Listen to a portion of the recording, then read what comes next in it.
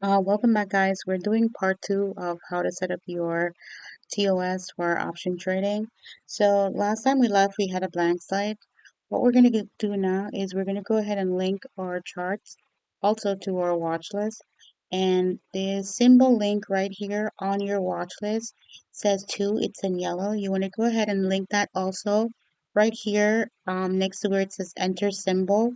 You're going to change that yellow to 2, and if you notice what happened, it brings up your chart immediately because it links. So every time you go down your watch list and you select a stock that is on your watch list, it will bring up the chart. Now this chart is, if you look right at the top, you'll notice it says D right here. It's just a time frame that I'm on. I usually am on the 5-minute time frame. That's what I trade on. So you can just go to the bottom where it has a plus sign and make the chart a little bit bigger based on however you want it. Okay. I'm probably going to have to do this in 3 steps because it is going to be a little longer than normal, but you're going to link the chart also to your watch list, okay?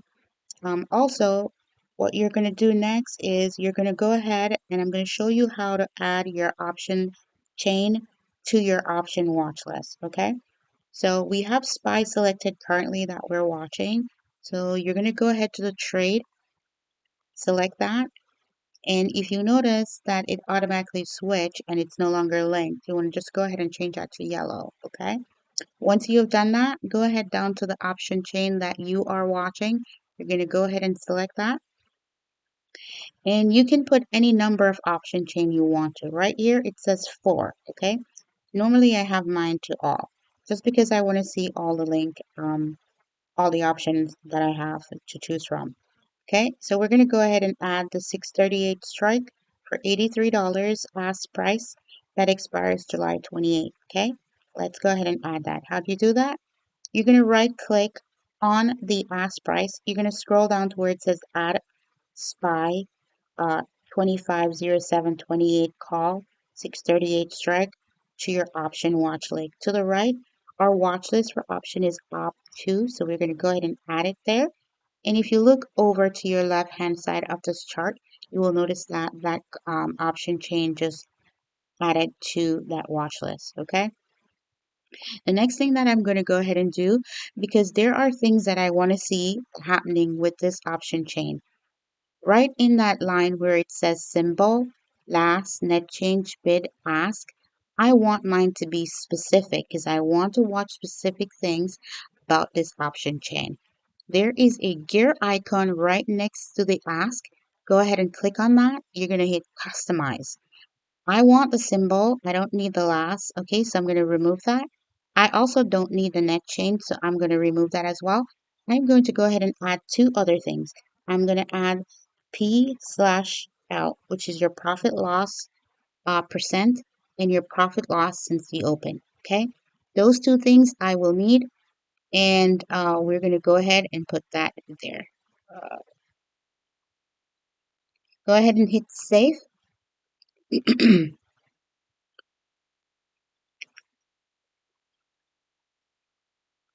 Okay, that doesn't normally come up. It's only because I already had it there.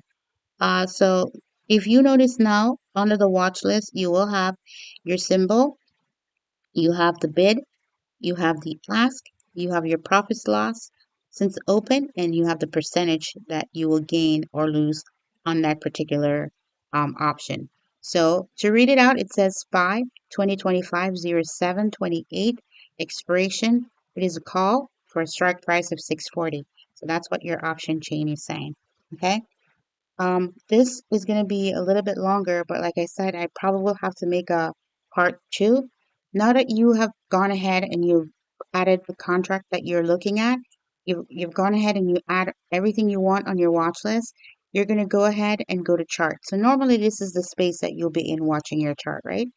Most people will go ahead and use flexible grid because that's how you will execute faster. I like to use just 2 pane on my flexible grid. But most people will use more than that. Like I said, there's always a different way in which you can navigate your flexible grid. There is many options. This is just how I put mine, okay? I'm going to go ahead and take off some of these.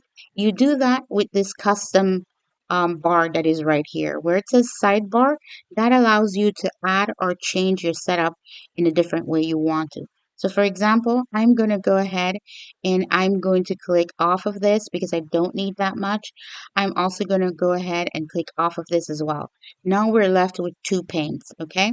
I like it mine this way, but I'm also going to add a third so you can see there's another way to do this. On my first one, I'm going to go ahead and link it to my watch list. I'm going to put that in yellow. So now you have your chart right here. So you can actually be on your flexible grid. You're watching your chart as well. Um, I'm going to go to the side where you have your options to what you want to watch. You have the option chain, you have the chart. I'm going to go ahead and click active trader because that's how you're going to execute pretty fast when you have an option.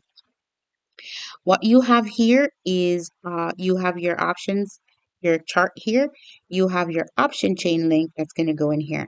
I'm going to change mine a bit and I'm going to go ahead and I'm going to link my option that I'm watching, my option chain to my active trader over here. I'm just going to go ahead and I'm going to change this to purple and I'm going to change this to purple because I want to be able to watch my option and I want to be able to execute my option there. Okay, that's the first step. I'm going to click on this, the option that I'm watching.